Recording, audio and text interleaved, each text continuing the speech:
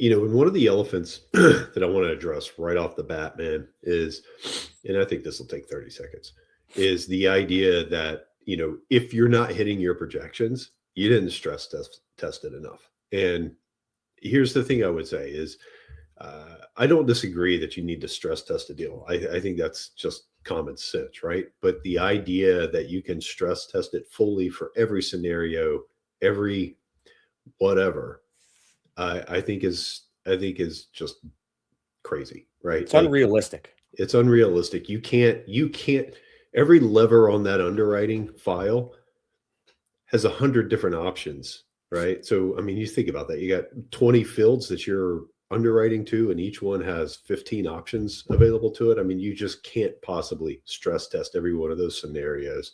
And because, one of the things that we've gotten a lot of pushback on, and they're like, "Oh, you didn't stress test it enough." I'm like, "Yeah, I did." But what I didn't stress test was, the 30-year freeze that we had in North Carolina that, busted the sprinkler system in the breezeways that really set us back for this particular quarter. No, I'm sorry, I didn't stress that. Stress test that, right? So, I just want to kind of throw that out there because, a lot of times what you get is if you're not hitting expectations, you didn't stress test it or you didn't underwrite appropriately. And I just disagree with that. I agree too. I mean, because no one stress tests for a specific event. They Right. stress test for averages over the course of a year.